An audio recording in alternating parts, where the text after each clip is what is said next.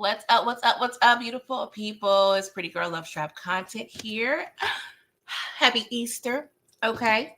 We had to start church a little late because we had a little extra money in a building fund. So instead of communion crackers, we decided to make some communion pancakes. Okay. And then we got shots of 2% milk. Okay. We try to switch it up. We church, but we trap church. So I apologize for starting church late, but we had to make sure we had all the batter that we needed, okay, for communion. All right. How y'all doing today? I hope y'all got on y'all, Sunday's best. I don't care if it's your best pajama set, your best, suit, dress. Let's let it be the best, okay? Oh gosh. Okay. BMF. Season 3, episode 5, you guys. We halfway there through this season already, okay? I want to make sure I shout out the people that's at church already, okay? That was on time, that was early. I appreciate y'all, okay? We had Anthony Rogers, Dave, happy Easter, thank you. David Williams, KIM, DeMarcus, Dow M for Movies, Derry B, Stephen Harris. How y'all doing? Thank y'all for coming through. I appreciate y'all. Y'all could be anywhere in the world, but y'all over here with me. Okay. So a couple of church announcements, you guys. So, it is Easter. Okay. And we are in the Easter spirit. So I did mention earlier, Charles just dropped his first, album. Okay. New release on Easter. So I do have a discount code for you guys, okay? Now, if you go to www.bmfrecords.com and enter the code baseball bat, you would get 10% off of Charles's album, okay? Now, it's 10 tracks, okay?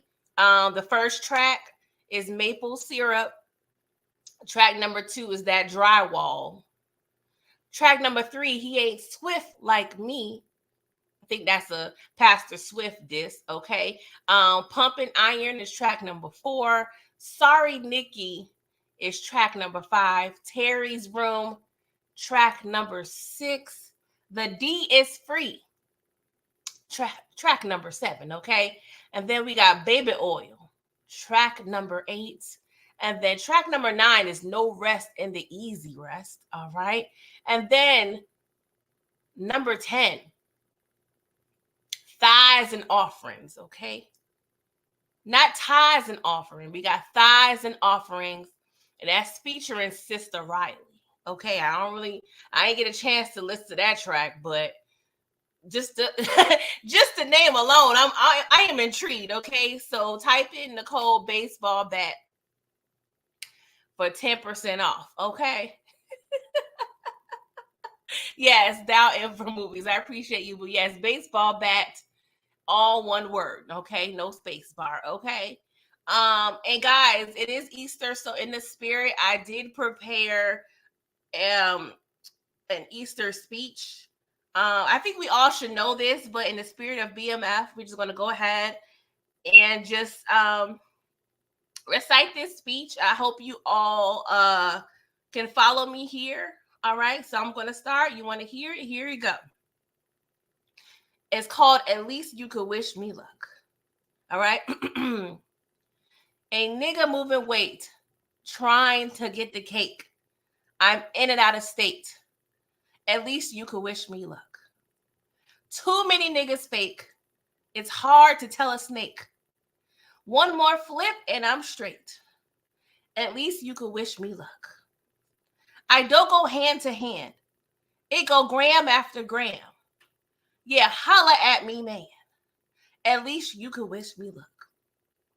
Too many niggas fake. It's hard to tell a snake. One more flip and I'm straight. At least you could wish me luck. I'm just saying, y'all. Just shout out to the Easter speech. I can't take credit for this speech, you guys. Shout out to, OG Charlie Wilson. He He actually sings it better than I. Let me know if y'all have any Easter speeches to prepare. Okay. All right. What's up, Samika? What's up, Inga, Samira, Brillo? How y'all doing? Thank y'all for coming through. Please make sure y'all like the video. Okay. Holla at your girl. All right, let's get into it. What's up, Miss Kira? How are you, boo? Okay, I'm trying to be here for a good time, not a long time. Okay, so let's get it started. All right. Shout out to Charles' album again. Type in code baseball bat for 10%. I think it comes autograph as well. So please let me know what y'all think when y'all get it, and we're gonna see what it's hitting for. Okay. All right, so the episode starts off at the Platinum Palace, okay? And we see Angel giving Meech a lap dance. All right. I'm like, I don't know. I'm just saying, Meech. I'm gonna just say off rip. Speaking of rip, if you can save him from the street life, why you can't save Angel from the pole? Why am I still shaking what my mama gave me? And you over here, big pimp and spitting the cheese. Like, make it make sense. Don't get me wrong. Don't get me wrong. I understand, we all live by the little Bootsy mantra, independent. You know what I'm saying? So I get her needing to make her own money or feeling comfortable to make her own money. But Meech, I need you to save her from this pole, sir. And especially if you're going to be up in here fighting every $2 Tuesday. It's not safe. What are we doing here? What are we doing here? Save this young lady from the pole. Please and thank you. I'm sure you have an opening in your organization. We need somebody calculating the numbers, doing the books, organizing, something. I'm just saying, come on, let's go ahead and save Angel from the lapse, okay? Because if you claiming her and she's special, so special enough that you prefer her not to, slob on the knob, and you think she's a honorable and respectable stripper, okay? Because we all know you in love with that stripper, okay? So why have her gyrate those cheeks up and down on strange men's laps? I don't know. I don't understand. Can y'all make it make sense? Because Meech, you are in love, right? You in love. So why can we not save her from the pole? What's up, Big Kev? How you doing? Okay. You done told this woman, got a body of a goddess. Got eyes but a pecan brown. I see you, girl.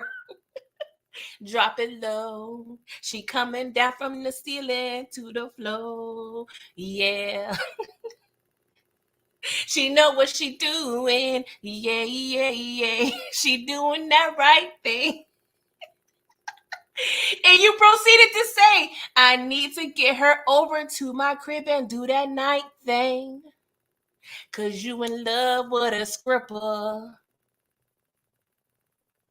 So, sir, I ask you, she went over to the crib and did the night thing.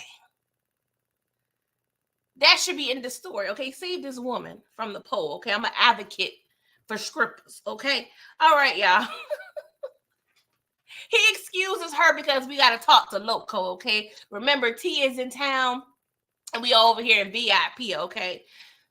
T don't look like he having the grandest time because all he probably seeing is Marquisha's face in every stripper's body because, of course, he in love too, all right?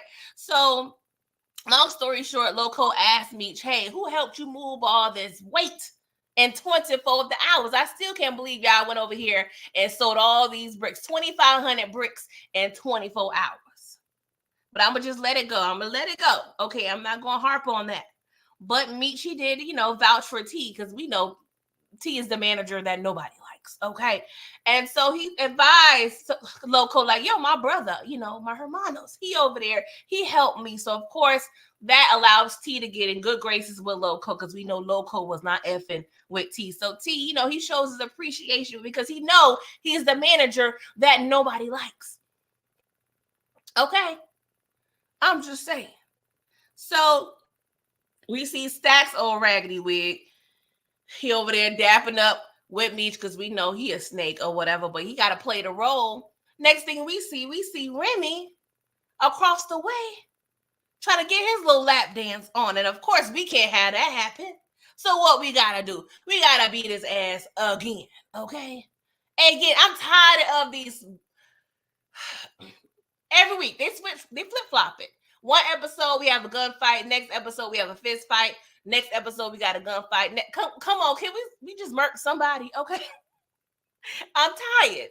I am tired, okay? So, of course, we start throwing bows. We start fighting.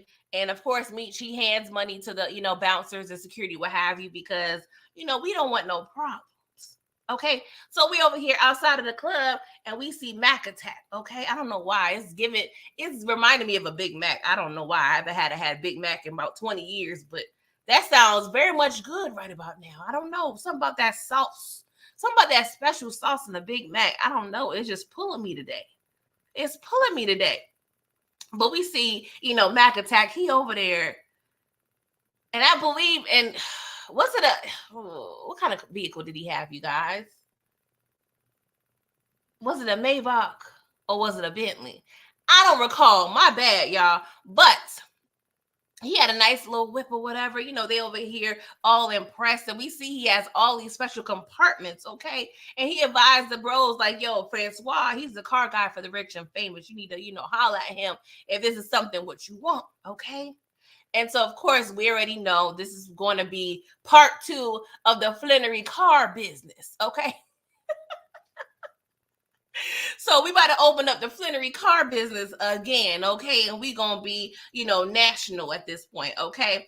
Next thing we see, we get interrupted because we see a drive-by happening and Diesel get clipped. But if I must say, if I just had Tiggle Bitties and Cheeks on me, the past 3 hours, I would say that's not a horrible way to die. I'm just saying, you know what I'm saying? He seemed like he died a happy death. He was so fresh and so clean. You probably got to find him a new suit for the funeral, okay? Because he already fly. Well, he probably got a little blood. We could clean that up. We could get a little solution, some peroxide and some baking soda. We could clean that up, okay? But shout out to Diesel, R.I.P. But I must say that's probably not the most horrible way to pass, okay? Yes, it was a Rolls Royce. Thank you, DeMarcus. I appreciate you. Who's asking, DeMarcus, you said you wonder if Mac Attack was Mike Tyson. Yeah, I was thinking, like, who could that be? Who was big at that time, okay? But of course, we don't know exactly what year it is. It's between 90 and 96, according to this fake-ass Tupac they put in our face a couple weeks ago, but I digress. But yeah, I'm just going to say he wasn't giving me Mike Tyson in terms of a physique, but we can go with that. You know what I'm saying? I don't know. Who else was like popular? I wasn't big in boxing in the 90s, so I don't know. I don't know who was big back then. So, yeah, we could just make that up, okay? And I feel like, I don't know why. I know this is early. It was giving me Floyd Mayweather in terms of the flashiness, but I don't think Floyd wasn't reigning back then like that. I feel like his reign was more for the 99 and the 2000s possibly, but don't quote me, guys. I am definitely not no boxing expertise, okay? What's up, Torian? Thank you for coming through. Hey, Queen. Thank you for coming through. Big Kev, you said Mac Attack was out there looking like Jack Jenkins from I cannot. Was he stuttering? I cannot. Shout out to Harlem Nights, one of my favorite movies, right? So, of course, after this drive-by, we got to have a company meeting, okay? Because this is some buffoonery going on up in here. So we go over to Duffy's house, and Stacks, of course, he on 10, okay? He is acting his butt off at this point. I mean, not 2 Chainz. I'm talking about Stacks here, okay? Let's be clear, okay? Let's be perfectly clear. So he has a big idea, to ambush Techwood in Techwood, okay? And T is like, hell no, what we doing here? Like, no. But he's explaining he got a little shorty over there that be sneaking him in and out. I'm like, that's kind of dangerous. I don't care. And I always used to think about that, especially like on the West Coast. Like, if you're trying to holler at a girl, and let's say you're a Crip, but she live in blood territory, like that's too much. Is the P worth it? Is the P worth it? I don't know, you guys. That's out for debate, right? So Meech is on board, but of course Terry isn't. But that don't matter because nobody cares about Terry.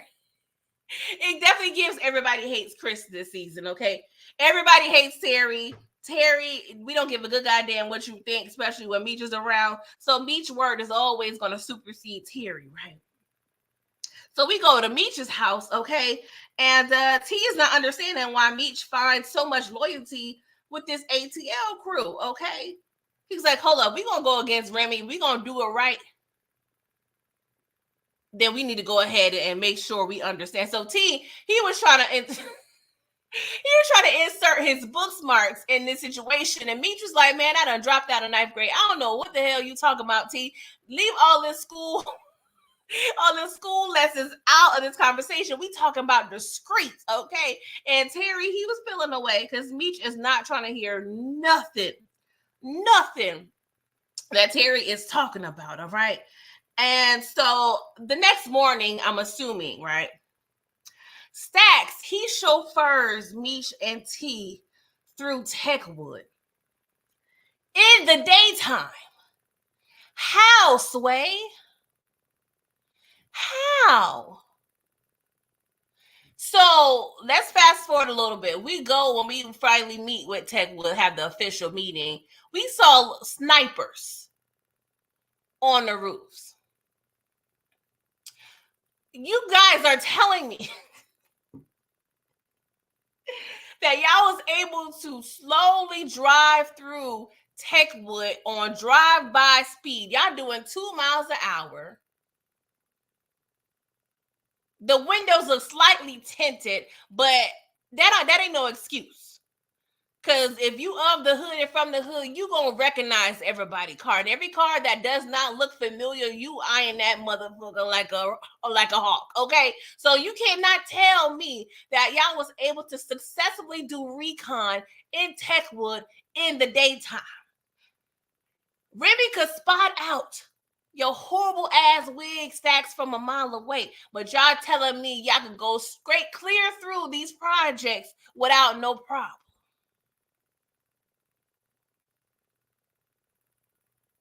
Excuse me? I'm just supposed to ignore that though, right? The writers are telling me, as a viewer, I am supposed to ignore that. Y'all over here insulting my intelligence. What are we doing here? What's up, RC? Thank you for coming through. Oh my God. Y'all be asking me to ignore too many things in this show, and I'm tired. I am not Stevie Wonder to the bullish. Okay, please and thank you. And it's 27 y'all up in here currently. Please like the video. Please subscribe. Do all the things to support your girl, okay? And please don't forget, if you type in the word baseball, all caps, one, it's 2 words, but just type it in as 1 word. You get 10% of Charles's album, 10 tracks, okay? And we're going to see what Charles is hitting for, okay? Please and thank you, all right? So, man, Charles is over there meeting with Sister Riley for breakfast. And I'm like, all right, Charles, you getting back up in there. You getting back up in, you gave up on Lucille. Is this what we doing? But nah, he wasn't giving up on Lucille. He actually enlisted Sister Riley to help him get his wife back, okay? He want help to compose a song, okay? And of course, there's a little hand touching. And then of course, we find a little monkey wrench in the situation because who peeps this breakfast meeting? Lucille's friend Estelle, okay? And she walked out horribly upset. And I'm not even gonna lie, y'all, I ain't mad. Because if I saw one of my homegirls' husbands being low-key inappropriate, especially in public with another woman, yeah, we got problems. We got problems, okay? But I must say the social media and technology world makes things a little different because all you can do is, make a little video, snap a little pic for, context as well as some proof. But of course, this is the 90s, so we don't have that. Okay. All we can go by off is memory and word of mouth. Okay. But of course, it's going to be a problem because Estelle is Lucille's friend. Okay. And it don't help that, Sister Riley and Charles is over there, having good old Ike and Tina moments every Sunday at church.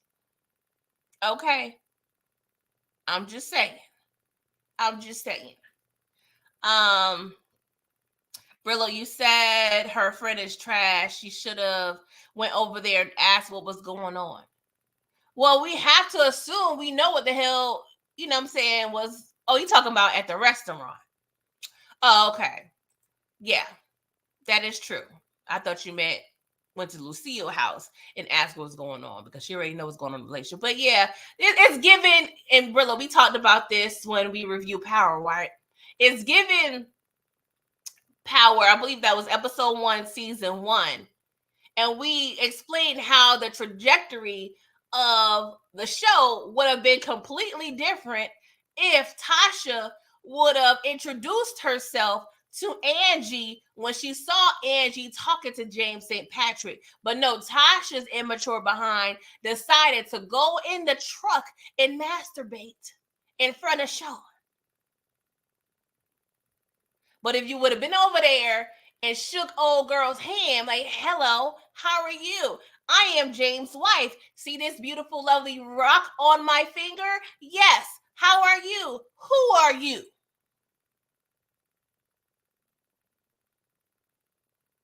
But it's still, she already one of those, and it could be a misery love company type thing. You know what I'm saying? She loves the mess probably, but sometimes people also just work off of emotion and don't know how to think about the situation and call the play at the time. A lot of people, they react initially, and then when they sit home for a minute, they were like, damn, I should have handled it this way. Because when she went to Lucille's house, she said she saw Charles at breakfast yesterday, meaning Estelle, she went home and did whatever the hell she had to do that whole day, slept on it, and then still decided to go over there at Lucille's house and cause all that drama.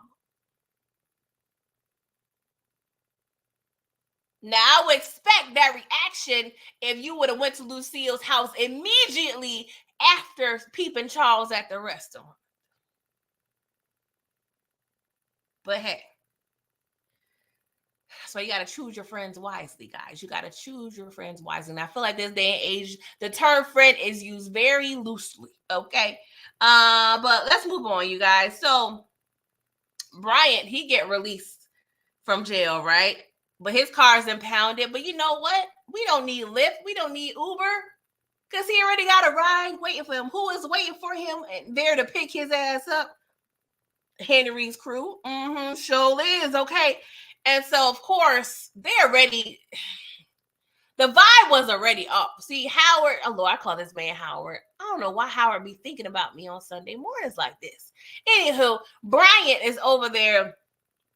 He's a seasoned vet. He's a cop. So he already know how to sense the vibes. You know what I'm saying? Like he ain't Scrappy from book 3 over there in the back seat thinking he about to be promoted while Lulu and Marvin is giving off all the vibes. Scrappy ain't understand how to pay attention to the vibes. But Bryant does. And he already know he done effed up. So, of course, he peeps the vibe is off. He was like, all right, let me get my survival skills intact. So he politely, asked, hey, you mind if I smoke? You know what I'm saying? And then, the driver granted him the opportunity to do so because he's like, well, you about to die anyway, so you might as well head, release your little stress that you got going on. So, of course, we in old school vehicles, whatever, so we got the little lighters. And as soon as I saw him turn that lighter on, I said, oh, yeah, somebody about to get burnt, okay? So, and I ain't talking about gonorrhea, syphilis, whatever the hell you talking about, okay? So, next thing we see, The driver giving the backseat boy real eye contact. I'm like, all right, y'all about to shake something up in here. So Howard, he done took off his seatbelt real politely. I'm like, y'all not being observant. I'm sorry. If I'm about to murk somebody, especially a seasoned vet cop, I'm paying attention to every little change in every centimeter, okay? But I guess, Brian was like, nah, I'm smooth with it, okay? Next thing we see, they signal for the attack. The dude in the back is supposed to, he's supposed to stab Brian. How you get stabbed with your own knife, sir? What are we doing? What are we doing? Like, this is some bullish. Like, I ain't gonna lie. I like the whole scene. It was giving Black MacGyver a little bit because I knew he was going to use that lighter to burn somebody, okay? So he went ahead. The driver was attacking and like pretty much elbowing. He's throwing them bowls to Bryant while the backseat person's over here trying to strangle and stab. Like, it was a whole hot ass mess. Like, you guys are the worst at your job. You had one job, one mission. But why would it make sense to try to murk someone in a vehicle? Do you not plan on using that vehicle again? Because you know what's in that vehicle if you murk somebody in it? I'll give you a second. Evidence. Let alone you got to transport this heavy ass milk dud head ass cop out of your vehicle. Make it make sense. Y'all could have easily took him to Henry's spot and the playing grounds would have been a lot easier. But y'all went ahead and thought it was a good idea to try to murk this man in the moving vehicle with a knife. Oh my God. Why? Just how like Henry screamed last episode before she bust that shot. That's how I screamed at my TV. Like, this is some goofy ass bullish. What are we doing here? So Brian, he gets away, but not before stabbing the stabber. Well, the stabby. I don't know what the hell he was supposed to be, but he definitely got hit in the side, okay? Meanwhile, Detectives Ebony and Ivory is over there talking about Lenny. You know what I'm saying? Lenny was singing like a bird apparently because he 3-striker, okay? And he pretty much told them like, yo, I got this ambulance for a dude named Henry. Well, he said dude named Henry, but he said Henry. The cops is assuming it's a guy, all right? And let Henry tell it she's a goddamn guy because as soon as her crew came back to her spot and advised her of this failed ass, dumbass mission, she decides to challenge one of her crew members to a duel. What's up, booby? Thank you for coming through. So, of course, he's a respectful gangster. He's a respectful thug. He's talking about, I'm not fighting no girl. And he stabbed up. Take this man to a goddamn hospital. But, of course, since we wrote this character so feloniously, we have to yet have another goofy ass scene with her superseding her quote unquote opponent of the scene, right? So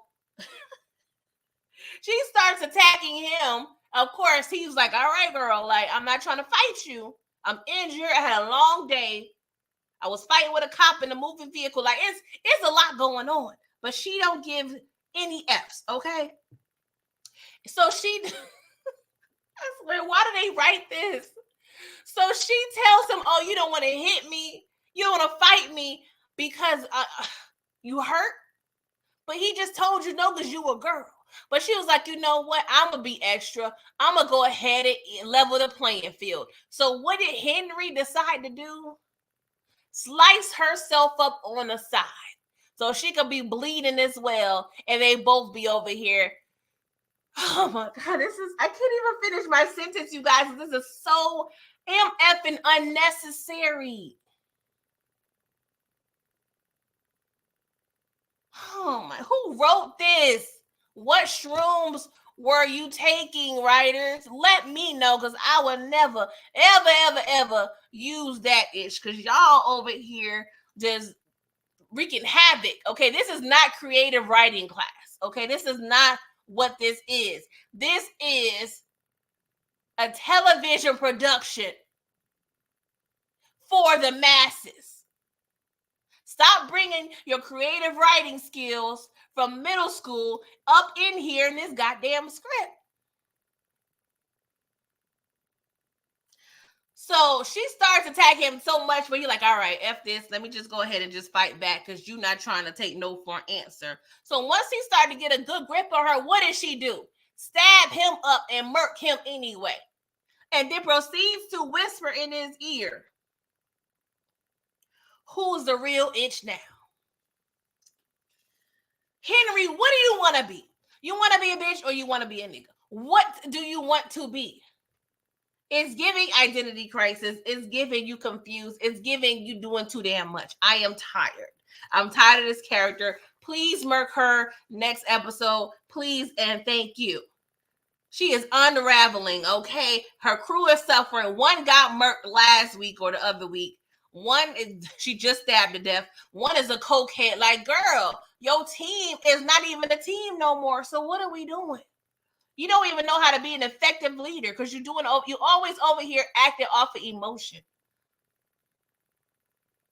You're not strategizing. What type of leader are you trying to be, girl? Oh my God. Hey, Shell S, thank you for coming through. What's up, Sharon? Thank you for coming through, y'all. Please make sure you guys are liking the video, subscribe to all the things to support your girl because I'm over here doing the Lord's work, covering this BS of a character. So she orders her crew to pull Kevin's protection and define Bryant so she could finish him. At this point, your crew is so lacking, you might as well do this ish yourself. Go ahead and find Bryant your goddamn self and do everything yourself because you are horrible.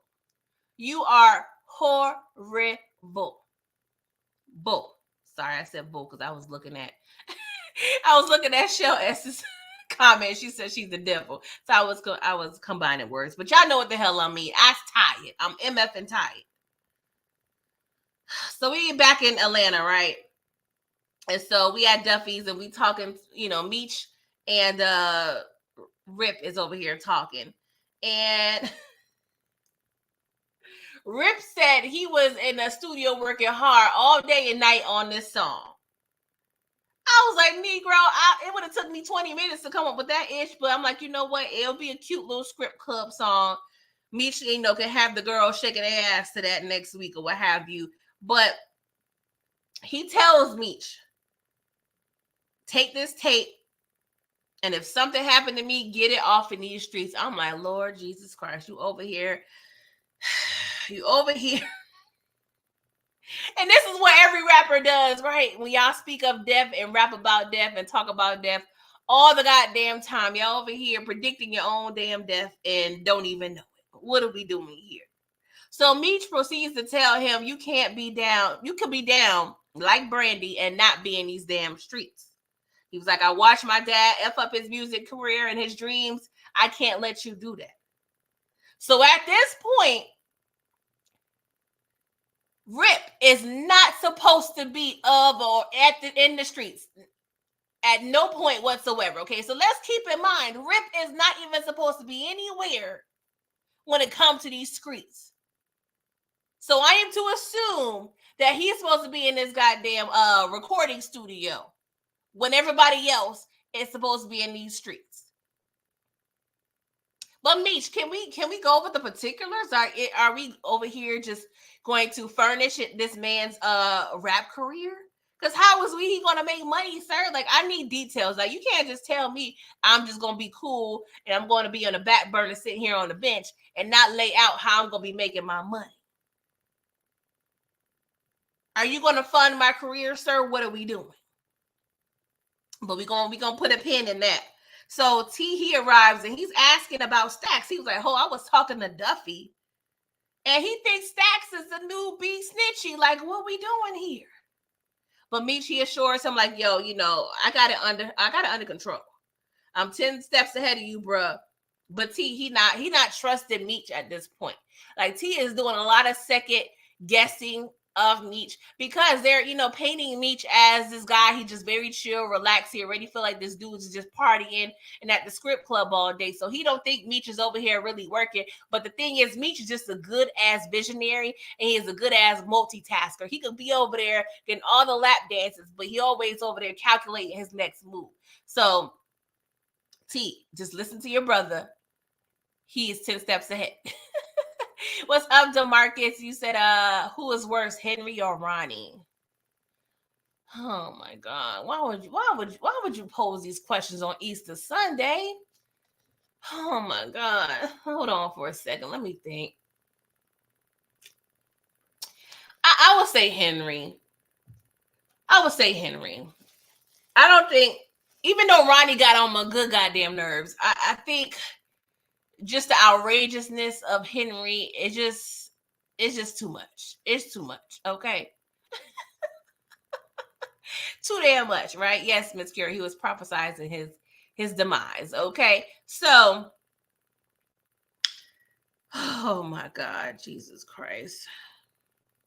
I don't even want to talk about this scene, y'all. Oh, sorry. This scene supposed to be our comic relief?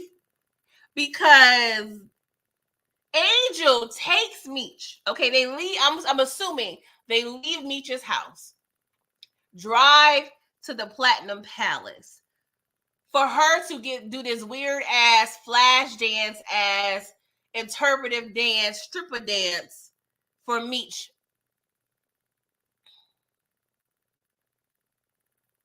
As a thank you. Now, question number one: who in the hell owns the Platinum Palace? I don't know why. I for sure thought that Greenie owned the Platinum Palace. So I guess Greenie is just the manager of the Platinum Palace. I don't know. I need some clarification here. But the way Meech was fake smiling at her while she was dancing, it was given we could have did this shit at the house. Why did we take our if you just gonna sit there and dance on me and we gonna eventually end up having sex, we could have did this at the house in the comfort of my own home instead of this hard ass chair. Like, what are we doing here? Like, I really thought it was gonna give me like Dance for You, Beyonce. I would have even took it Jamie Lee Curtis and True Lies. Sorry if y'all don't all remember the movie or know the reference. But instead, she decided to give me Harry Bailey. What is her name? Halle Berry and Baps. That's what she gave me. Why? Why, Sway? Oh my gosh, Jesus Christ. Inga, you said Greenie never owned the Platinum Palace. He was just a pimp who pimped the girls up in there. I mean, he's a pimp, but he was over there in the office like he had a position.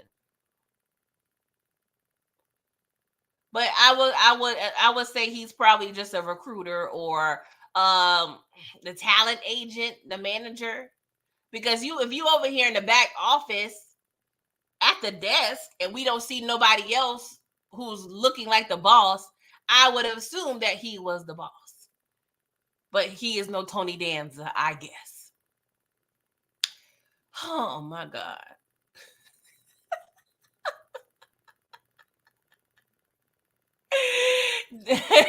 Aries, you said he was acting like he was running things. That's what I'm saying. You was over here thinking, I was thinking he was Dollar Bill. I thought he had a trap door and everything. I thought he had a little siren, everything. But no, he is not Dollar Bill at all. I am so confused. Okay. But they proceed to have, awkward and annoying sex on the stage. But I'm doing all this, mind you, knowing I got to clock in 5 hours and be on some other man's lap. Like, this is too much, okay? Free Angel from the pole, Meech. I'm tired. Oh, gosh. All right. Let me... Yes, thank you, Inga. That is true. But that's my confused part, right? Because they did explain that, well, illustrate that in episode 1, Greenie was running Magic City, not the Platinum Palace, but he was always over there at the Platinum Palace. Why are you not at your like? That's what was confusing me, right? Because I did forget low key that it was at Magic City initially. For some reason, in my head, I made up the fact that they replaced the Magic City, because we know it's supposed to be Magic City, but in my head, I'm like, okay, maybe they're just calling it Platinum Palace because we can't use the real name of Magic City. But since we did introduce the 2 different establishments, because I do remember the scene now. But why are you always at the competitor? Or is this like a chain situation? Is this giving Gap and Old Navy and we under the same umbrella? Like, what we doing here? But okay, it's not that deep, so I'm gonna go ahead and and let it alone, because I'm tired. That's what I'm saying. Aries is a conflict of interest. Like, what we doing here? And you don't think the manager of the Platinum Palace is not going to tell Greenie what the hell you've been up to? But we're not really scared of Greenie. But at the end of the day, it's giving too much, because keeping it real, suppose the manager was really cool with Greenie, the owner, I should say. He could have lined Meech up real quick, because as soon as you stop dancing, you get on Meech's lap, talk about, I'm so worried about this Remy shit. First of all, why are we talking about Remy right here? You butt over here got a thong on my lap. Don't be talking about no other goddamn man, ma'am. Oh, Jesus Christ. Detroit, you said happy Easter. I had to take off my blue suit coat. I got grease on it for frying chicken. What? I'm hoping the chicken was already fried while you was eating, Detroit, and not that you was frying chicken in the soup, because that is a funny ass visual. Okay. Get the napkins. Do I need to give you a bib, sir? What are we doing here? Shout out to Detroit. Thank you. So, all right, let's go on back. Let's go back to Detroit. All right, to the Flannery household. So Pastor Fleming offered Lucille a little assistant position. Okay, it's part-time. Lucille, she's questioning her qualifications. But I said, Lucille, if you had enough strength and biblical knowledge and influence to talk crazy ass Lamar out of murking you, I pretty much say you're qualified to preach a sermon, ma'am. Go ahead and take that job. Stop playing, okay? Because nobody could talk Lamar off a goddamn ledge, okay? So stop playing with your blessings, okay? I definitely know working in that church will be a lot easier and less stressful than being at Wendy's at that drive-thru every goddamn day. So, girl, stop playing and go ahead and take that position, okay?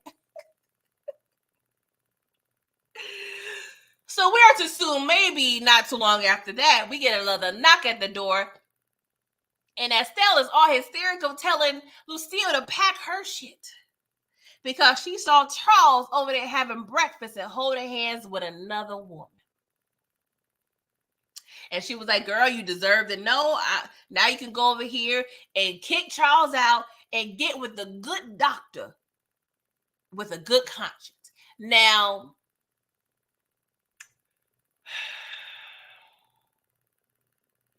and you know, Brillo, we kind of talked about this a little bit, right? Because I'm trying to play it a few different ways, right? So Estelle had she was completely right with telling Lucille what she saw, because I would do that as a friend, right? Not every woman would. Some people just will decide to stay out of domestic situations. It's to each his own, but I do appreciate the fact that Estelle told Lucille. But let's take Brillo's his suggestion, right? So a couple things could have happened, because if Estelle went and approached Charles, which I don't know if I would have or not. It would depend on how tight we are as friends, right? because people are crazy, okay? Because we could have found Estelle somebody in Charles's trunk, because you know he got to keep his lie alive.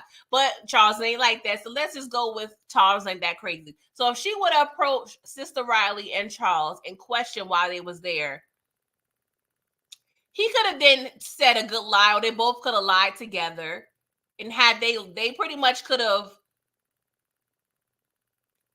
went with that lie that they told to Estelle, and then Charles could have still went to Lucille, was like, man, you crazy asshole girl. She done came over there to me, and I was over here, you know what I'm saying, just talking to Sister Riley because they was telling me they missed me over there at the church. You know what I'm saying? Like, if Charles is real slick, he still could have possibly positioned himself to be clear of these accusations. What's up, Lays? Thank you for coming through. So that's why I say these situations are always sticky, because at the end of the day, sometimes when it comes to being a messenger, you could end up being the one on the outs. Especially if Lucille, or you know, you're dealing with a type of woman that's going to stay with her man regardless. But yes, I agree, Candy. Her delivery was the real problem, right? Because if I'm already going through a tumultuous situation with my marriage, you know, the foundation is broken, I'm not going to come to your house on 10. Pipe down a little bit, Estelle. Bring it to an even 5, okay? Because you was doing too much. Talking about pack your ish. Where's she going to move in with you, Estelle? You got a room in your house? Where Nikki going to go? You got a room for her? And then she flip it. Oh no, you could stay here. Charles can leave. Okay, is Charles gonna stay with you? Like, and still you was doing too much. And that's what I'm saying. You can't have friends that be on 10 when it comes to these situations like that, because they be doing a lot. You could have gave Lucille a goddamn heart attack. Okay. But hey, it is what it is. So of course, when Charles come home, Lucille's like, you know what? It's time to batter the F up, and I'm not talking about no goddamn pancakes, okay? But Lucille, I'm tired of you having these goddamn props and weapons, and you know good goddamn well your God-fearing behind is not gonna do nothing to nobody, okay? It look cute, Lucille, but you know you're not gonna do nothing. The most you're gonna do is tear down his instruments, okay? So Charles, he came to action real quick. He was like, no, I was over there. I was talking to Sister Riley. But of course, we done pressed Sister Riley last season because, like I said, they was over there being Ike and Tina real chummy on the stage all up and through the church. Okay. So of course, when she hears Sister Riley, that don't make it no goddamn better, because we know what Charles gonna do. He gonna cheat on you with somebody you know. But he explains to Lucille, no, baby, we was over here composing a song for you. I was fighting my love. It was giving 5 heartbeats. Every night I got to fight to prove my love.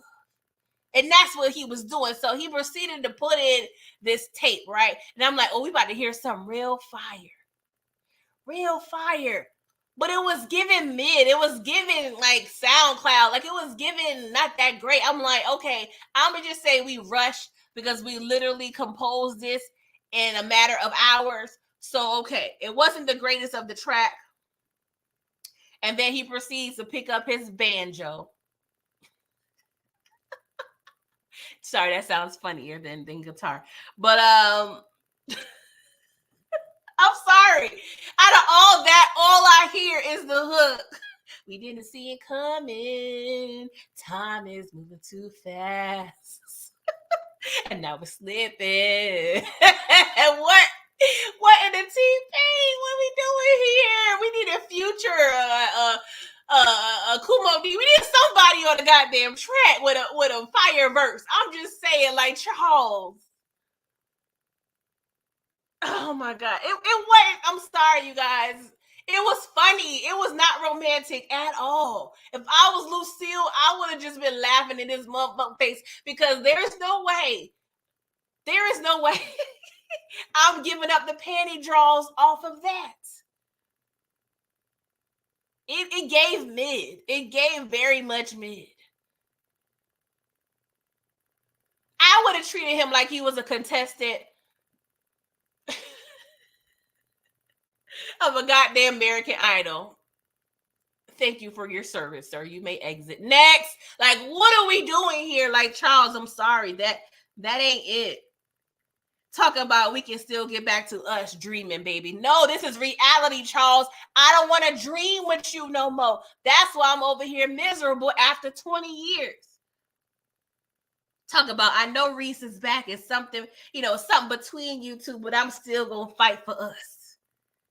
Who says the past and the future can't look the same? Because in the past, we was broke, Charles. I don't want my past to look like my MFing future. We was BROKE, broke. Now, if you're referring to the first couple years, we was over here cute. High school sweetheart, maybe we can go back there. But no, we grown people, got grown kids, and got grown bills. So hell to the no. I don't want my past to look like my MFing future. Well, you know what I would have loved more than this raggedy ass song, Charles? I would have loved to come home to see a fresh coat of paint throughout my first floor in my house. That probably would have got you the panty draws. Not this. Not this, sir. Please an MF and thank you. But you know what? I'm going to say Lucille was a little weak. He was over there with that baby oil for the past 3-4 weeks. She was over there, got close to the doctor. She didn't want to add nobody else on her body count. So, okay, I'm going to give you a moment of weakness, Lucille, because that take a lot. Because Lucille already said she visual like me. All she could do is think about Charles over there patching up Mabel's drywalls. So she's willing to overlook the visual thought of Charles over here sleeping with her bestie on the strength of, we didn't see it coming. Time is moving too fast. And now we're slipping. Like, what in the Roger Trout computer love is we doing? Oh, Lord Jesus Christ. I guess. If you gonna fall weak, let it be your husband, child. But something tells me that Charles think he in there like swimwear and it's gonna be on and popping, and Lucille probably gonna be like, you know what? I still want the D, not the dick. I want a divorce, okay? But we're gonna have to see, okay? Shout out to Charles and his banjo, child. Let's move on, you guys. It was hella entertaining, but I definitely thought Charles would come with some more heat. Like, for real. That wouldn't even make it to 106 and Park Top 10. It wouldn't make it to TRL. It wouldn't even goddamn make it to the video music box. And if y'all over 30, y'all know what the hell I'm talking about. Oh, Jesus Christ. BET would not pick that up, Charles. Nor MTV. But I guess. HEA, what's up? You said I need to see the blooper reels of that scene. You gotta be a good ass actress to sit over here and look at this man on this banjo singing his auto-tune ass hook. Time was moving too fast. And now we're slipping. I'm sorry.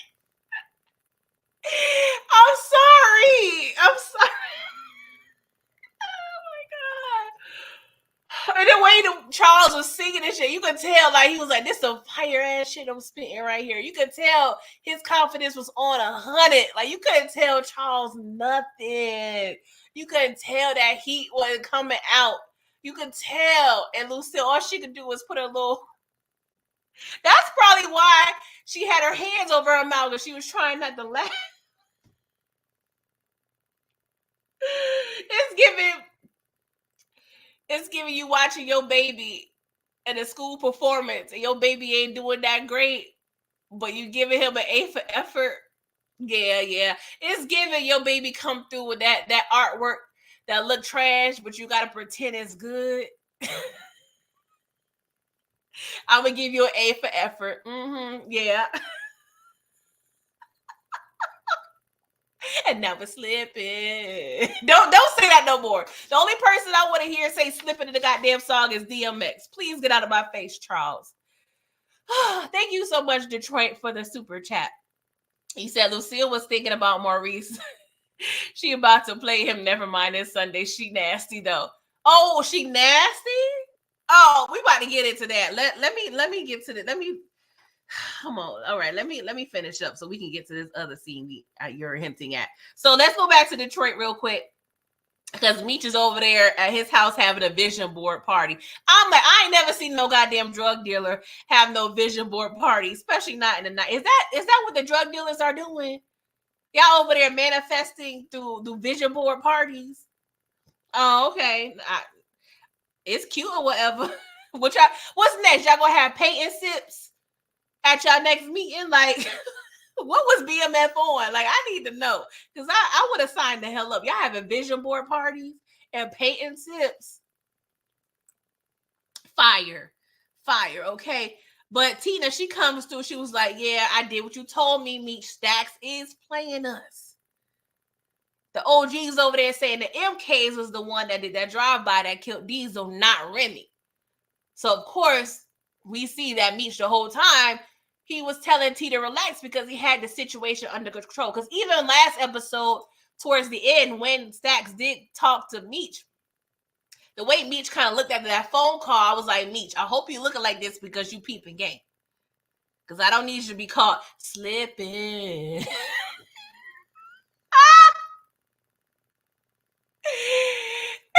Meech saw it coming. Time was moving too fast.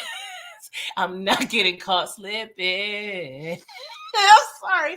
I ain't gonna lie. It's catchy. I'm gonna have that in my head all day. I'm not even gonna lie.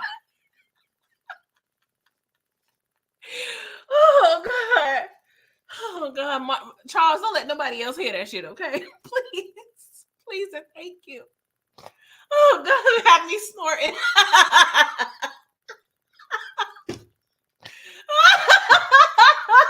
Sorry, you guys. I can't. Let me turn my AC on. It's hot. It's hot here. Hold on. Oh God.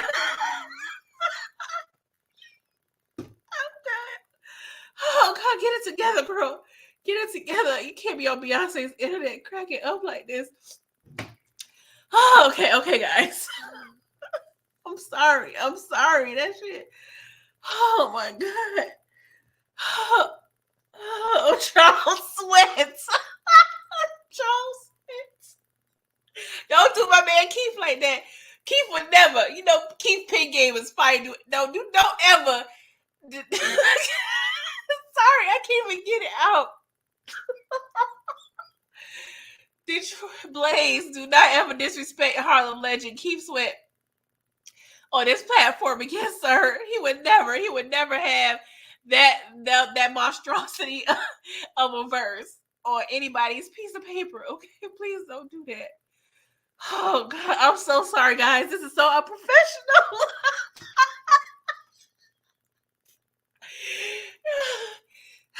Time is moving too fast, and now we're slipping. Charles, you slipped. I'm still here. You was on a banana peel, sir. I wasn't slipping. You slipped, nigga. You did this. Don't put us in there. Like, no, we ain't speaking no French. We didn't see it coming. No, I didn't see it coming, Negro. You cheated. Hell no, I ain't see it coming. I didn't know Baby was over there slapping them baby oil on them big old titties at dinner. I did not see it coming. But now we're slipping. No, you slipped, sir. Pick that banana peel off that goddamn floor and fix this drywall if you want to impress me. Sorry, y'all. Okay, let me leave Detroit. Let's go back. Let's go back to Atlanta. I gotta stop looking at this scene. Oh my god. Okay, guys. Okay, get it together. Okay. I'm so sorry for the unprofessionalism, you guys. I just if BMF ain't gonna do nothing, they is definitely gonna give me the cackle. Okay. Um so the next day we have an organizational meeting at Meech's house. And or it could have been Duffy's house, whoever's house. It's the Atlanta vision of the BMF at this point, okay? And Duffy is pissed off at Stacks, okay? And like always, Meech tries to regroup the situation, okay? He's like, all right, I understand we a little, emotional right now, but our main priority and our main focus is surviving right now, okay? We got to put Stacks low-key on the back burner. We got to figure out how we going to get out of this situation, okay? So we come up with a new plan, and we're going to pretty much have a little temporary deal with Remy. We're going to propose this new deal. I done prepared a PowerPoint presentation, and we're going to see how Remy feels about this, proposition I have for him, okay? Now, we're going to meet at Techwood. Are you guys down? Okay? And of course, one by one, everyone tells Meech that they are down, including Rip. Rip, keep your ass in this recording studio. We just said you gonna be off the streets. So Meech, you are accountable, sir, because why are you allowing this man to go to this meeting?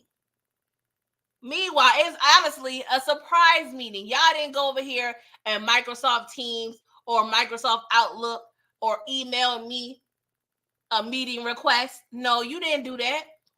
You didn't do that to Remy.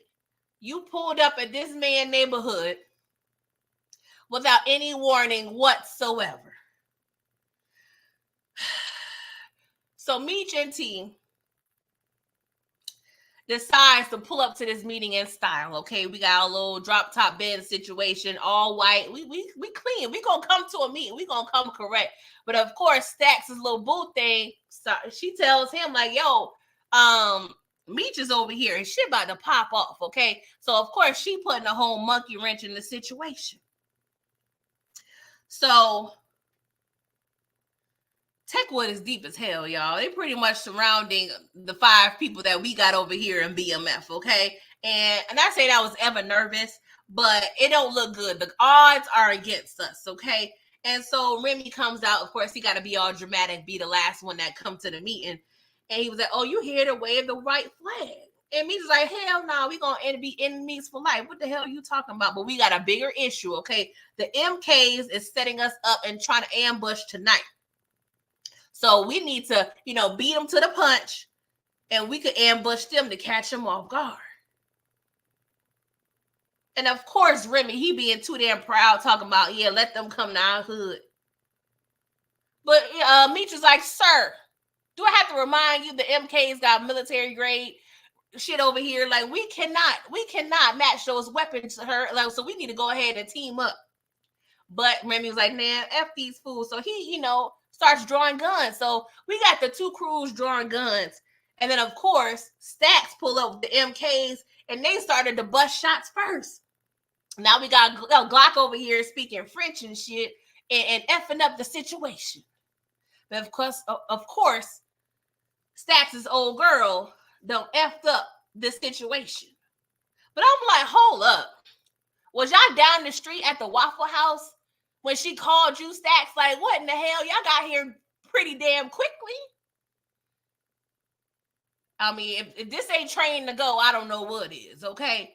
So this is probably one of the longest shootouts I done seen in the past 15 years of my life, okay? this scene, I ain't gonna lie, it wasn't horrible. It was decent. Probably one of the better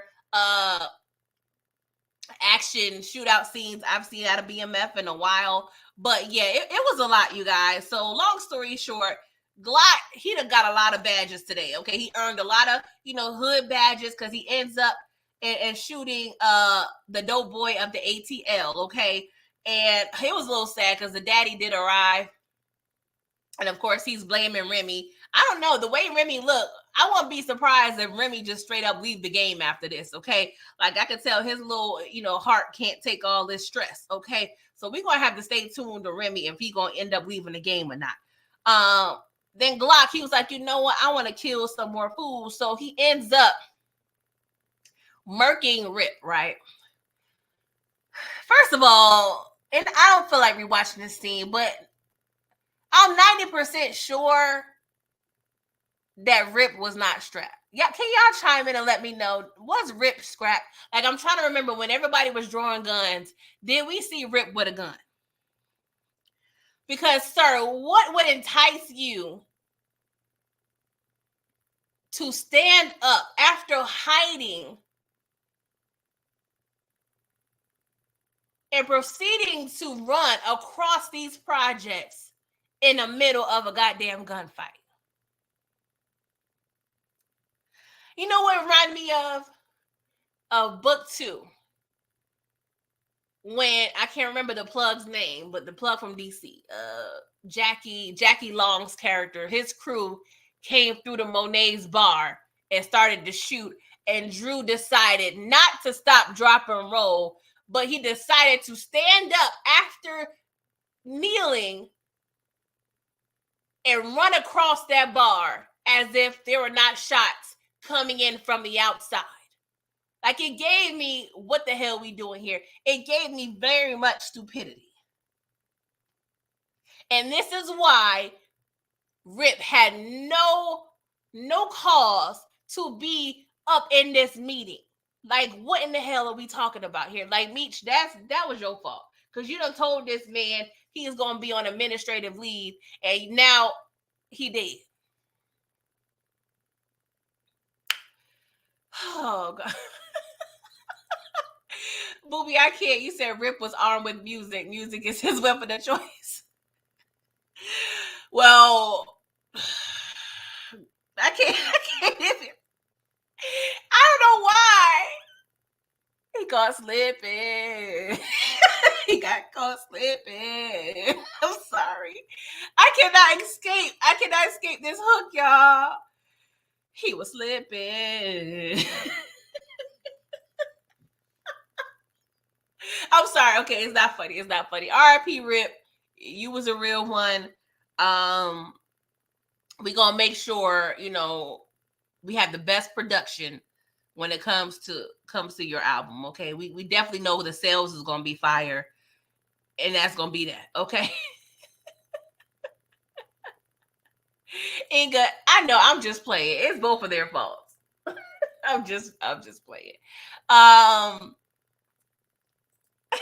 Blaze, I mean, he did get caught slipping.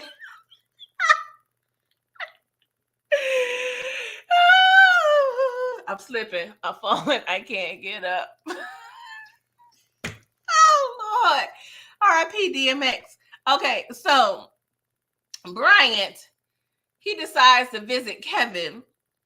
And Kevin Ace, his face was effed up. It was given when Tommy Hitman Herms effed up Martin. Okay, shout out to the ones who remember. Okay, it was given very much that, right? And so he tells Brian, like, yo, the people that was supposed to protect me, they over there, attacking me now. Like, I don't know what I did wrong. And of course, Brian, he feels guilty because low key, this is all his fault. And so to add to the guilt, Kevin proceeds to explain that he was sexually assaulted. Oh, God, this was a lot. You guys. And Bryant was like, I hear you, son, but I'm going to need you to hold it down. P.O.P., hold it down. And I promise I'll get you out of here. And Kevin proceeded to look at his daddy like, Negro, please. Like, you've been saying that for so long. I don't believe you no more. I'm over here beat the F up. My booty hole hurt. And you over here still giving me promises. Okay. Broken promises. No more. Do, but I don't.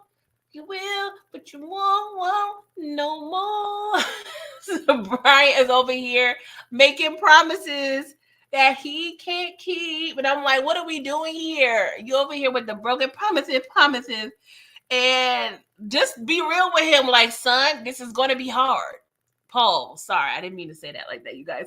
But just tell him, like, the stacks is hard, but I'm going to be trying, okay? Just tell this man I'm trying to get you out.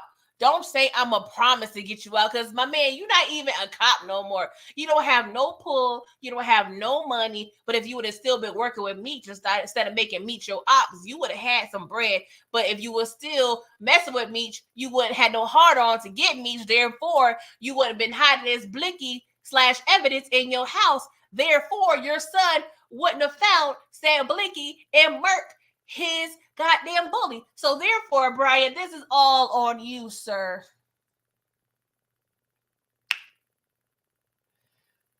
Oh God. Alexa, play Drew Hill Never Make a Promise I Can't Keep. I mean, I know that's not the title, but I don't know the title.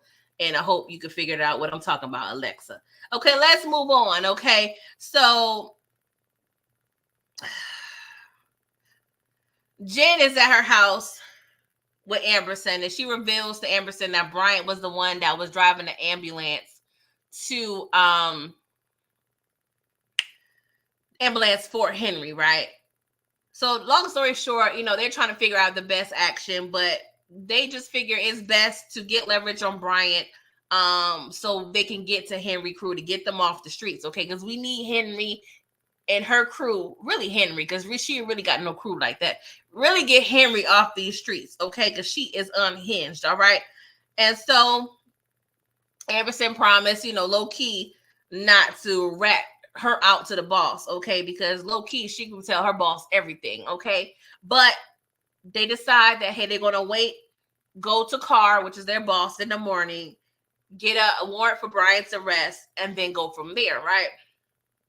So we over there kicking it, having big fun with the retro, right? We over here, we got karaoke, we got beers, we having a cute little bonding moment between partners. And we have Bryant effing up the situation, knocking at the door, talking about, I need your help because I don't got nobody else, Jen. This is about Kevin. And next thing we hear is shots.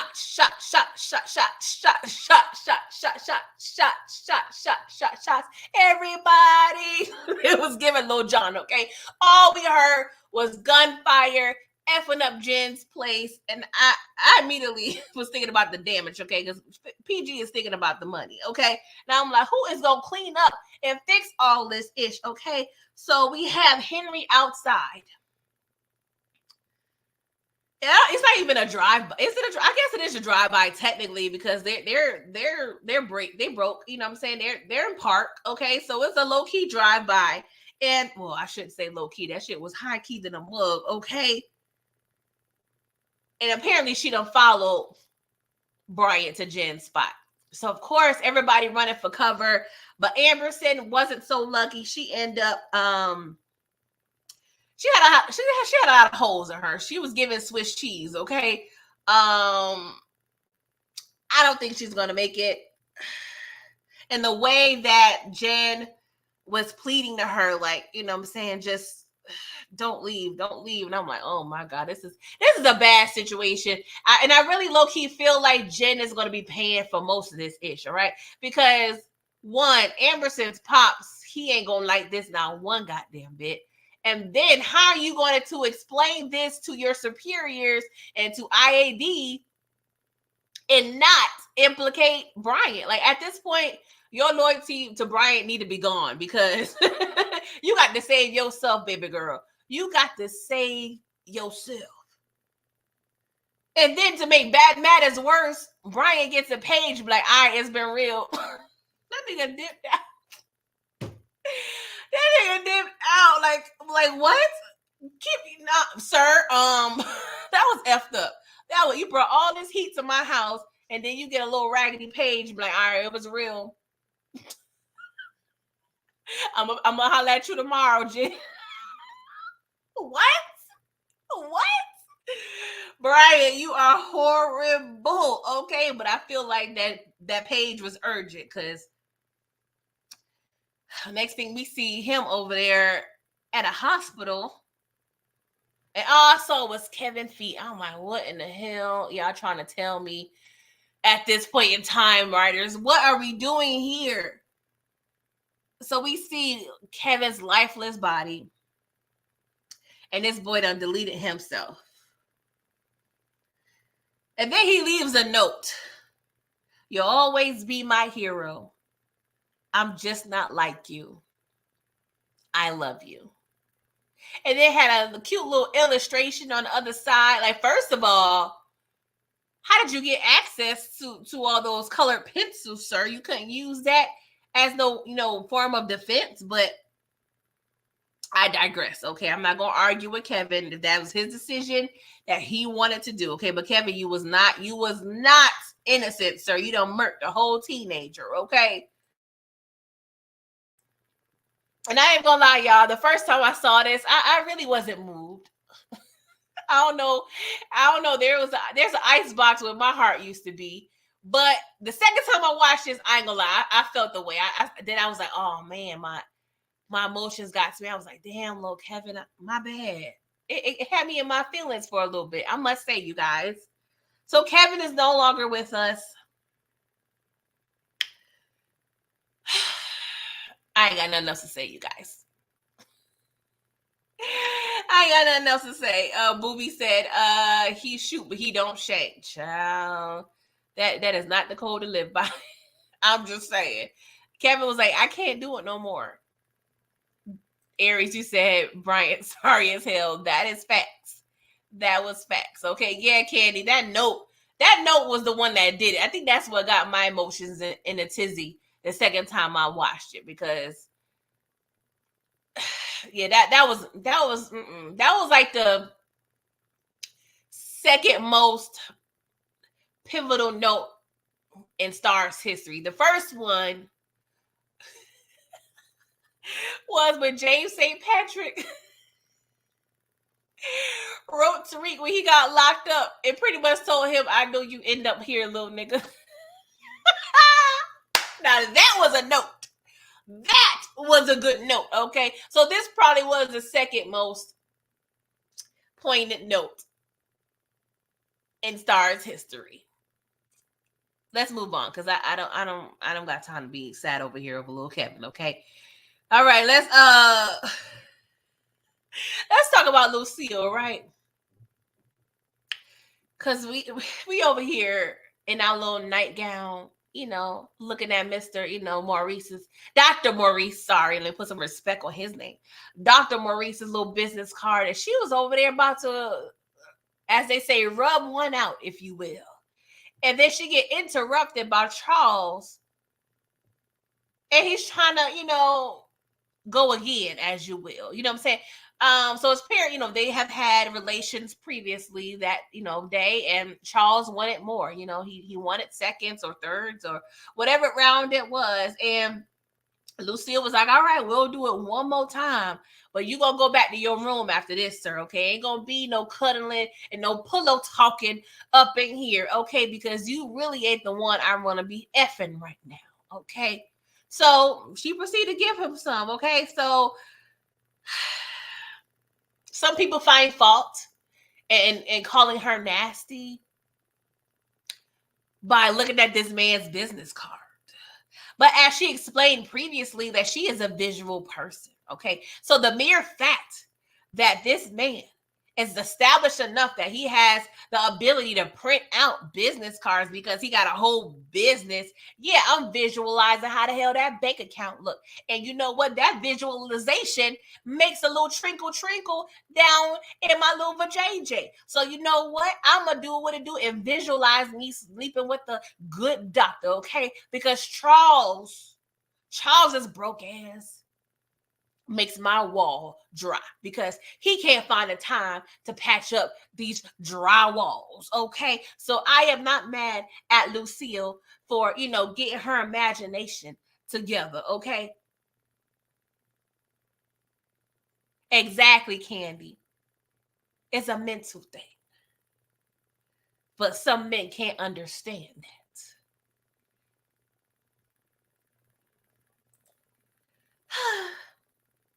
I don't. Do you guys need any more explanation on what went on here? I mean, I think all the women understand, but it seems like the men don't understand. Well, that's okay. It's a proven fact that men are more visual and a little more slow. Sorry, man. Sorry, man. I love y'all. I love y'all. Okay, I'm just joking. Just joking. Well, it is some honesty to that. I got to keep it real with y'all. But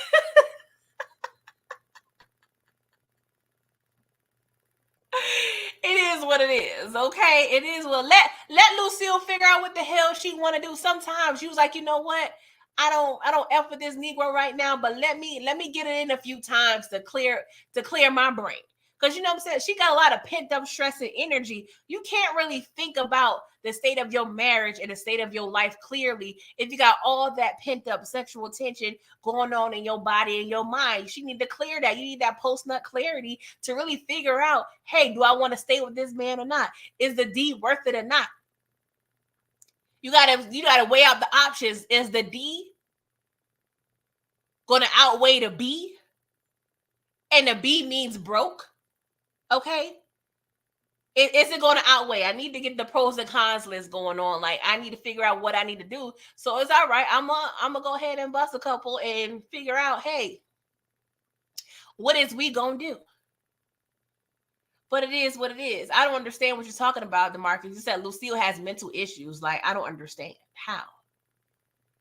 What is mental issues?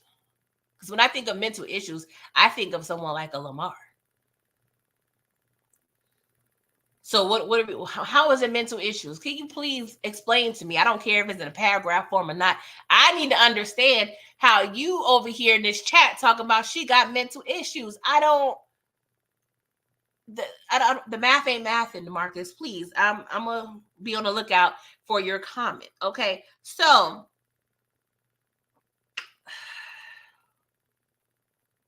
as we wrap this episode up, we at Meech's house. You know, we always have to have a post company meeting after a huge event, i.e., a shootout. Okay, so Meech, he thanks the PA boys, and he also vows to get Rip's music out in them streets because that was his, low key his final wish, right? And T was like, "All right, Meech, it's been real. Let's pack this shit up and let's go home." T was like, he was giving that bright energy, like, yeah, it was cute or whatever, but yeah, let's go over here and be on the next thing smoking, okay? And Meech was like, nah, bro, I'm staying here. This is my family too. But Meech, he's not, T, he's not understanding that at all, okay? And low key, he's like, I want my brother back in the D with me, but I also need some help dealing with Henry's crazy ass. I said, oh, now you're admitting you need some help, T. I'm gonna need you to keep the same energy you had when you was over there trying to get at Lil Saint the first couple episodes. You had all that smoke for Lil Saint because he done put a hole or two in your beloved Markeisha. But when it comes to Henry over there beefing about business, you scared now. Make it make sense, T. Keep that same energy.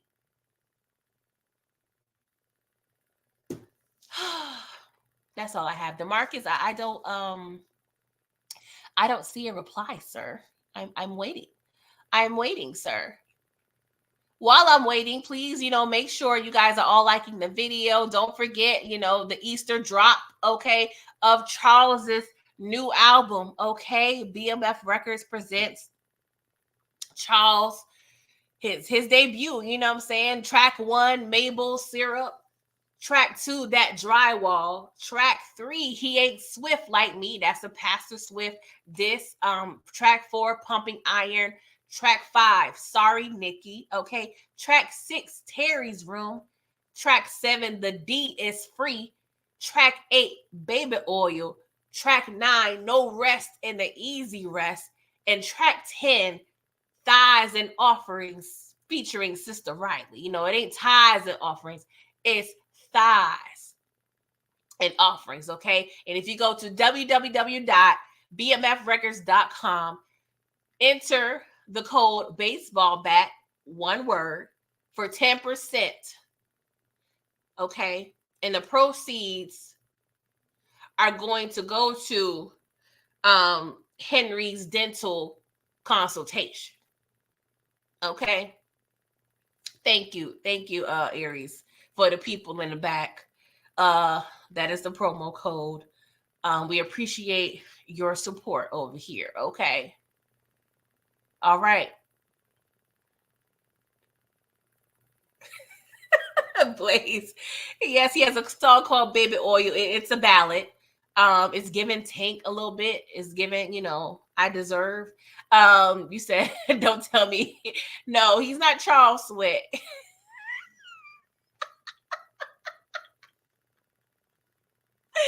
Don't be disrespected.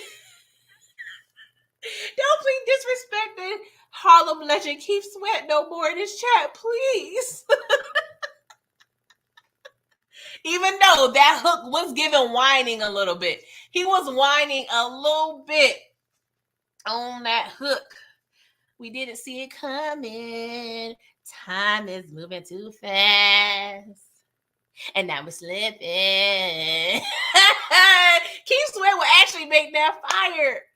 I would prefer to hear Keith Sweat than Charles at this moment. Change up the arrangements. The track needed some help. Like we needed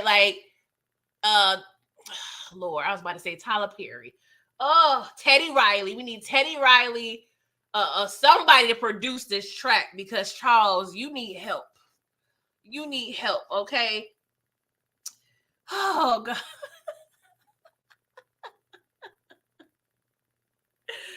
Oh gosh. Okay, this is DeMarcus' reply, I guess. He says, Lucille is a hypocrite because Lucille didn't want Charles to look at magazines, but it's cool for Lucille to pleasure herself with Dr. Maurice's card. Okay, let's break down this a little bit. Okay, one, you said she has mental issues. So does she have mental issues or is she being a hypocrite, i.e. saying she has a character flaw? Okay. Now, there's this thing called a domino effect, DeMarcus, okay? And there's a thing also called cause and effect.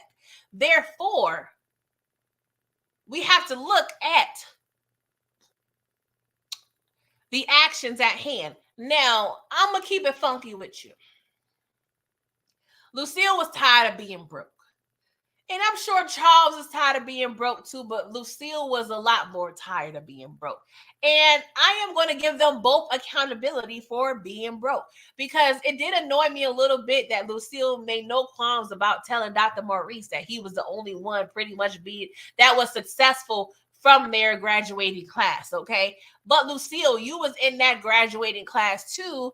Mind you, yes, you probably got pregnant unexpectedly. And, had to work little odds and end jobs. So therefore, I get it, but I don't because you had ability to go to college or whatever the hell you wanted to do. So I'm going to give y'all both accountability for being broke. But just keeping it real, you know how mental it is when it comes to the vajayjay. If you broke and you tired and you got to be at work in 3 hours, no, you're not trying to give up the booty. So sorry, Charles. Sorry, Charles, you ain't had no booty in 3 weeks, okay? The longest out of 20 years. I'll give you that. Yeah, that probably was abnormal, but hey, it is what it is. It's a marriage, right? We go through ups and downs, and it's a roller coaster situation. So, Charles, you needed to exercise a little more patience. But no, you decided to look at magazines. Don't get me wrong. I believe in God, I'm religious, but I'm not, those Bible throwing women. So maybe to Lucille, that was a sin, right?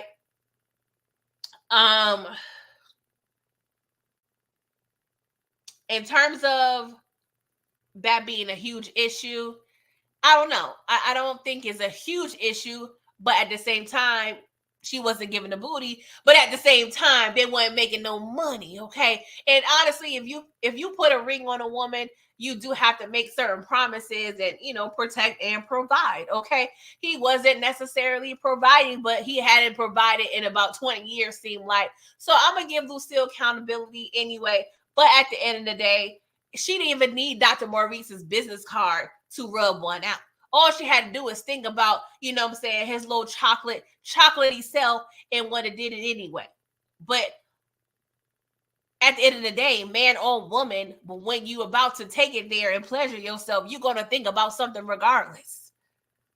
That card may have been, yes, a tool, but she did not need that because what women are more mental when it comes to sex than it comes there in comparison to men per se. Not saying it is not mental for men, but men are very much more visual.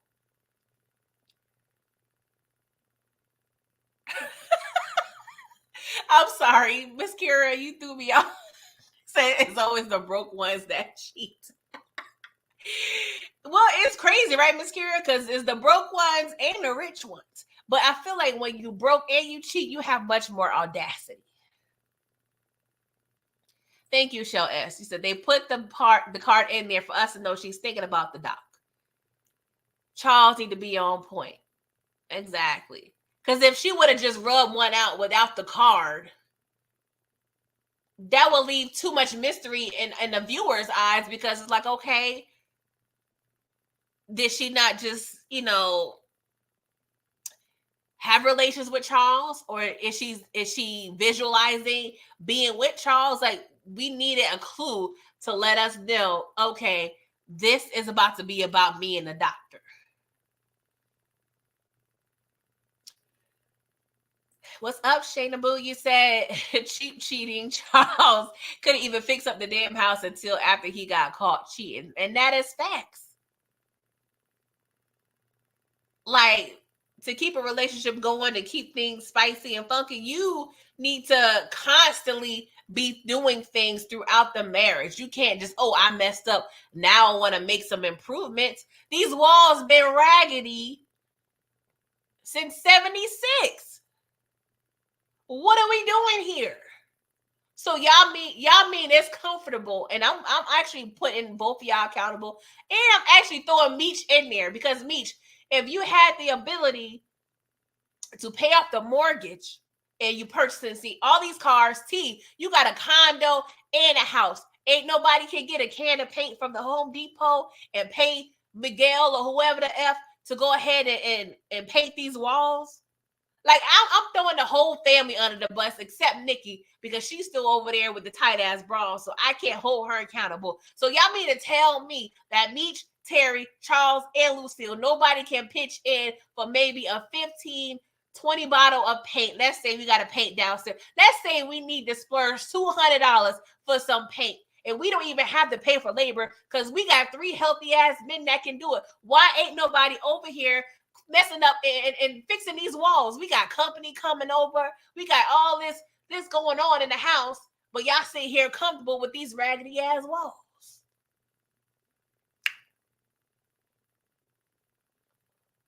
Make it make sense. You got Meech over here arranging a state dinner and flowers to be delivered via his neighbor, his homeboy, Roland, from Atlanta, 700-800 miles away. But you, Charles, coming in and out this house every day. You never thought to bring flowers in this house. You never thought to bring a state dinner, a romantic dinner in this house. Meech is being more romantic to Lucille than Charles. But I digress.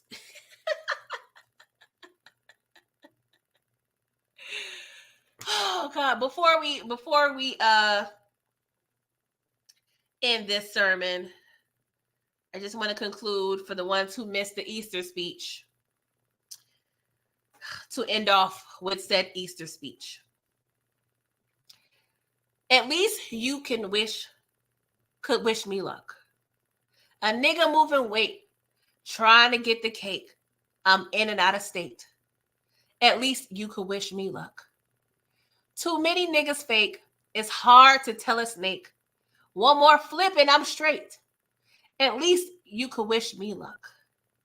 I don't go hand to hand. It go gram after gram. Yeah, holla at me, man. At least you could wish me luck. Too many niggas fake. It's hard to tell a snake.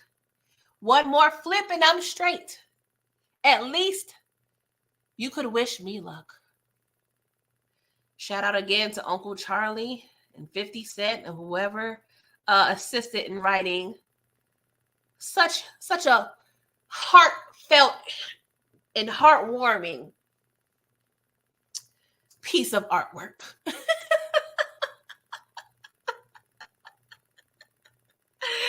I would like to thank you all for coming through and supporting me on this wonderful Easter Sunday. Thank you for all the super chats, you guys. We definitely going to make sure that's filtered through the building fund. As I stated earlier, since it's first Sunday, instead of, the regular old communion crackers and juice, we went ahead and passed out miniature pancakes and milk in the shot glasses. So if you missed communion, go downstairs. Sister Jacobs is going over here and take care of you with your communion pancake and milk, okay? Now, thank you so much for everything. Please make sure you guys are liking the video, subscribing, doing all the things for your girl. Oh, thank you so much, Dairy B, for the $9.99 super sticker. That's definitely going to the building fund. I appreciate you so very much. Don't forget to pick up Charles, the album, okay? I think my favorite track, I don't know what my favorite track is, you guys. I don't know. I think I like all of them. What's up, Tamika? You said wish at least you could wish me luck. Thank you so much, Tamika. DeMarcus said this episode was a solid 9. What do I rate this episode? Let's see here. This probably was one of the more entertaining ones. On a BMF scale, because it definitely has to be on a curve when it comes to these shows. So on a BMF scale of 1 to 10, my first thought is an 8.5. 8 between 8 and 8.5. Because I definitely laughed my ass off. But the mere fact that Lucille was so weak in the knees that she gave up the booty for this weak ass track. Oh gosh, Blaze, you said y'all hiring Charles to fix those leaks. And Sister no, we not hiring Charles. Charles is gonna be on tour, okay? We kind of doing the Chitlin circuit until we, build up our name and everything, and we may, come to the larger cities, but we gonna be just doing the little small towns.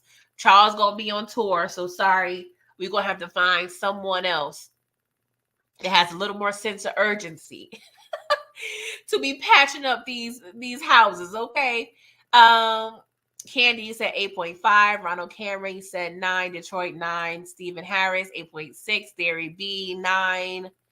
Shayna, you said the episode was an 8. Inga, you said would have been a 10 if Harry was taken out. But I'll give it a 9. That is facts. That would, you know what? All those bodies that dropped. Oh my God. I think I even brushed over the fact that Stacks got clipped. Okay. He was over there thinking he was over there in the Fabulous video. Holla back, young. Ooh. Holla, he was over there. Harlow shaking on the train. Hey. Shout out to whatchamacallit. What is his name? I just said it. Lord Jesus. I need a nap. Glock. That was the best body call all episode was Stacks. Okay. Thank God we got him out of here, but I would definitely have traded Henry to go to the upper room versus Stacks. Hey, Booby, thank you. You over here blessed to be on your birthday week. Come on. You said no rest and an easy rest, maple syrup and drywall, straight bangers.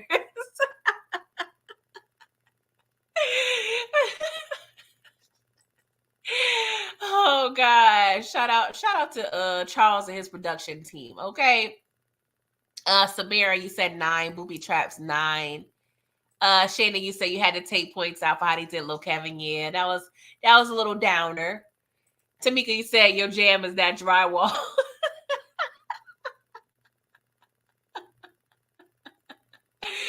Inga, you said yes, Lucille gave up the booty for her husband. Yeah, I mean, at least she didn't cheat, right? Physically. Blaze, yeah, small towns, more like neighborhoods. Those units aren't moving like that. Hey, Blaze, don't do Charles like that. Don't do Charles like that. You ain't hear these tracks, so I'm gonna need you to pipe down. Go ahead and go to www.bmfreckers.com and listen to the track, bitch. Who drop is that? Oh my god, that was the intro to No Hands with with Waka Flocka. Listen to his track, bitch. Sorry. That's one of the most fire intros to a song ever. Oh god. Miss Kira, you said glad to see Stacks go. That is facts. Anthony, you say you gave it a 10. Okay, I'm glad you enjoyed it. Henry got to go with the quickness. Yes, DeMarcus. I got a feeling. What is it? Episode 5. They probably gonna wait till like episode 8 or some BS. So we probably gonna have to deal with her for a couple more weeks. We don't know. I would love to see her go next episode, but how many times do I really get what I want out of this show? So I'm just saying, but episode 8, she need to be out of here. Okay, don't give us no BS, no finale, because that's gonna be very much lackluster. Okay. Booby, you said Charles pumping them things out of the trunk.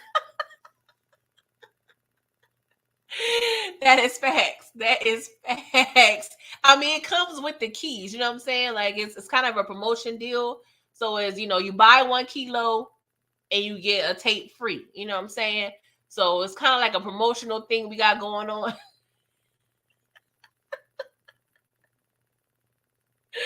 Oh, we ain't gonna do him like Streets Need a Body. Okay, Kanan was over here hiding the work and the tapes, and the fiends are stowing away the tapes and smoking up the heroin. Like we ain't doing that. Okay, listen to this music and sell these keys. Okay. Oh gosh, Inga, you said you cheered when Stacks was taken out. Yeah. Now, one critique I do have that I must say, I feel like they rushed a lot of these deaths in one episode. It literally, I feel like in a matter of 4 minutes, little doughboy of the South, he was gone, even though he wasn't like a main character. But him, Amberson, Stacks, and Kevin, y'all did those deaths literally in like 4 minutes. And that's my only critique. I felt like, especially with Kevin, I don't know. I just don't love the way they directed this. I don't know exactly how I would have done it, honestly, because that's not my realm. But I must say, I don't love the fact that they rushed so many of these deaths in the span. I feel like it was like within 4 minutes. That's probably like one of my main gripes, because I feel like we could have took a little more time, even though I really didn't give a goddamn about any of them. But I didn't expect Amberson to go that quick, though. I expected to, her to be around maybe a couple more episodes. I don't know. We already saw her future was dark. Okay, she was ready to go, and that's when we talk about prophesizing your death. Like, oh, she was talking about all season. Ready to die on some Biggie shit. Like, girl. Girl, you over here manifesting your demise. What are we doing here? But it is what it is, okay? Henrietta, you said, sorry, Stephen Harris, sorry. You said Henrietta character, we got episode 7 or 8. She need to be gone because she's on, she keep on upsets me. Yeah, it's just the fact that you literally sliced yourself open.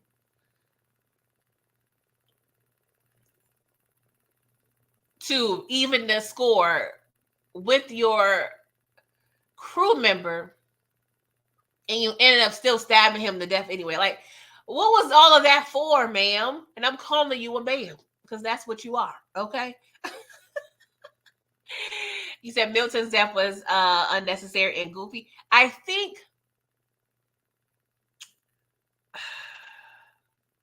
you know what? I'm not even going to think about this too much. Because it'll be pointless. I can think what I feel like the writers are doing, but I'm gonna be wrong. So it is what it is. Miss Kira, you say she's definitely an annoying. Yeah, she's an annoying villain, if you want to call it that. Like, we have to use that term loosely, okay? But yeah, you guys, I've been here too long. Okay, I need to figure out what I'm doing for dinner. I normally would plan my Sunday dinners, but I don't know. I'm low key on a vacation because I ain't going to work tomorrow. So I don't know. I kind of want to go out to eat, but I don't know. I don't know what I'm gonna do. I still have time to go grocery shopping, so I need to figure out my life for the rest of the day, you guys.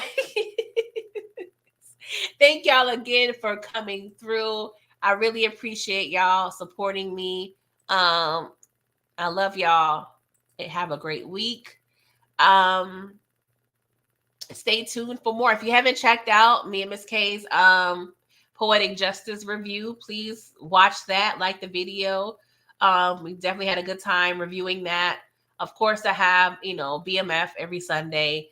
I will be picking up my OG Power reviews in a couple of weeks. We're picking up on season 6, the last season. And of course, the Pretty Thorough podcast will be coming back shortly. And yeah, just come through and support your girl, okay? Hey, HEA, thank you. Steven, you said we enjoyed your great review. Thank you so much. Yes, Candy, please like the video. Thank you so much, Miss Kira. And I am out, you guys. Toodles.